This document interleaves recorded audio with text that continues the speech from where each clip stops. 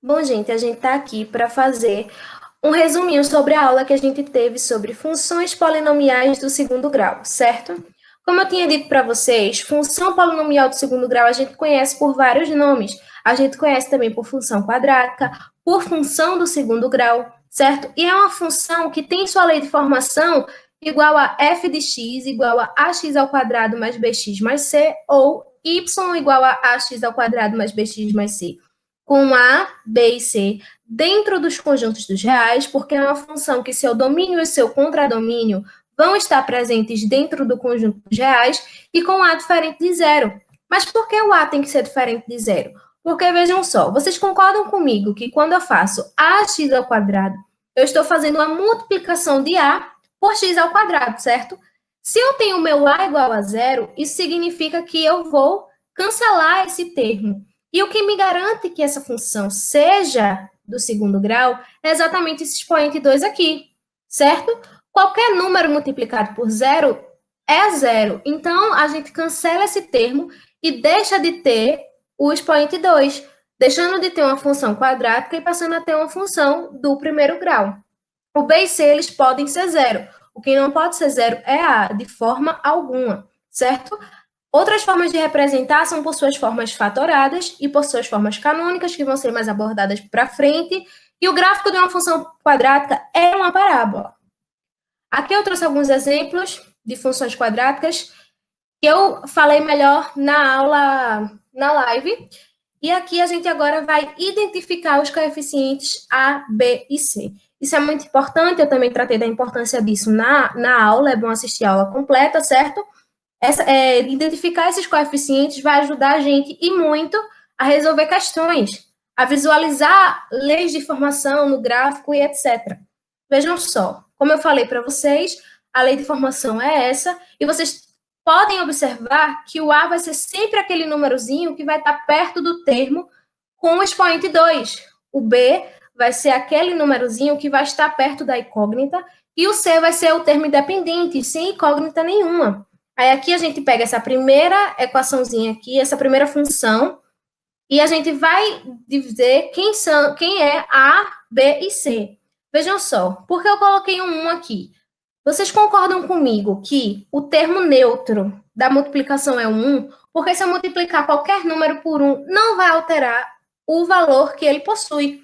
Então, na frente de qualquer incógnita, de qualquer número, sempre temos o 1. Ou seja, quando vocês verem o x sozinho assim, não significa que ele não tenha números na frente. Ele tem sim, esse número é o 1. Se for x, é 1. E se for menos x, é menos 1, certo?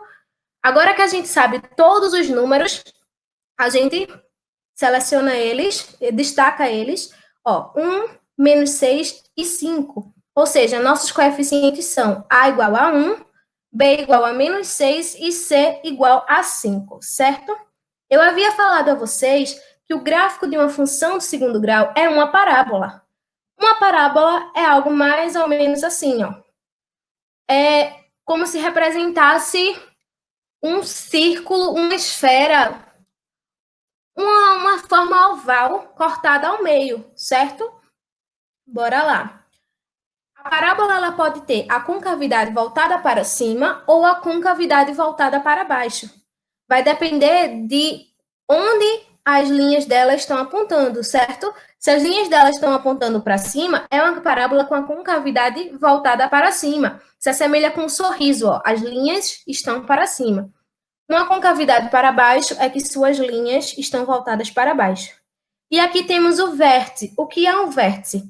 Vejam só, vocês percebem comigo que tem um determinado ponto em que a parábola ela troca de direção? Como assim? Vejam só, ela vem descendo, descendo, descendo, descendo, e aqui nesse ponto ela começa a subir, ou seja, ela trocou de direção.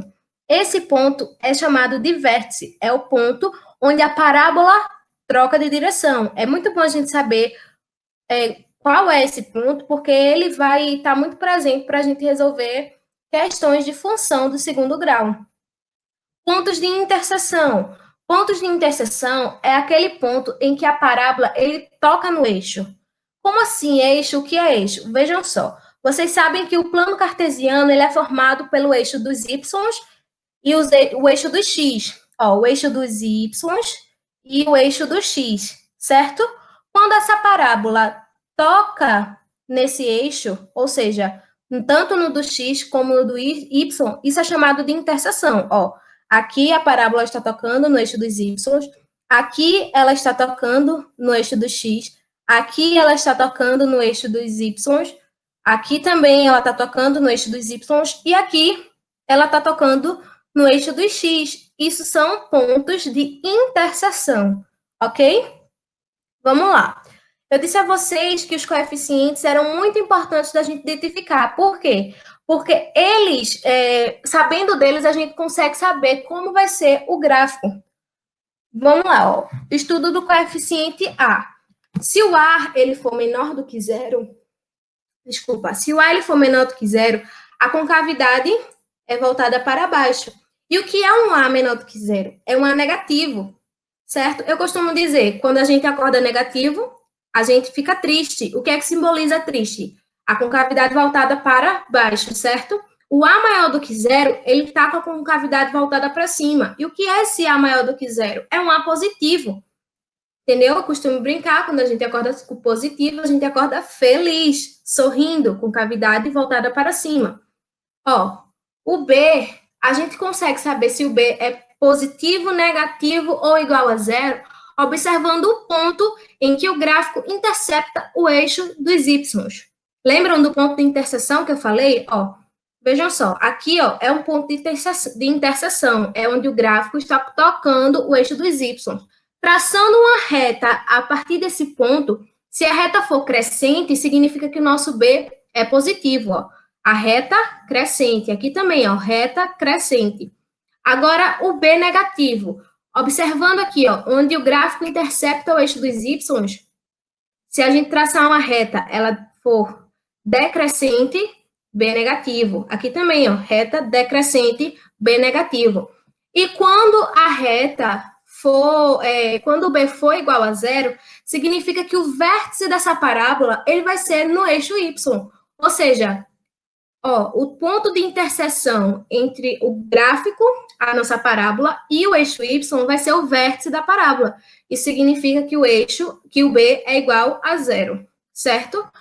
E o estudo do coeficiente C. O coeficiente C é exatamente o ponto em que o gráfico intercepta o eixo Y. Ó, vejam só. Esse ponto aqui, ó, é o nosso C. Esse ponto aqui é o nosso C e esse ponto aqui é o nosso C. C maior do que zero vai estar acima da origem. C menor do que zero, o ponto vai estar abaixo da origem. E C igual a zero, o ponto vai ser exatamente na origem. Para encontrar as raízes da função, a gente usa uma formulazinha muito conhecida. É a fórmula de Bhaskara. Como é essa fórmula? X igual a menos b, mais ou menos a raiz de b ao quadrado menos 4ac sobre 2a. Ah, mas por que esse mais ou menos? Vejam só, a função quadrática, ela dá origem a duas raízes, certo? Aí, para descobrir as duas raízes, a primeira você vai usar com o sinal de mais e a segunda você vai usar com o sinal de menos, ok? E esses coeficientes B, C e A são os mesmos que eu ensinei mais acima, mais atrás, né, vocês a identificarem. Dentro da raiz, a gente tem um termozinho também muito conhecido, que é o nosso delta, ok? Delta é b ao quadrado menos 4ac. Ele também vai nos dizer muito sobre as raízes que a gente vai encontrar. Ó, para descobrir a primeira raiz, a gente usa a fórmula com o sinal de mais. Para descobrir a segunda raiz, a gente utiliza a fórmula com o sinal de menos.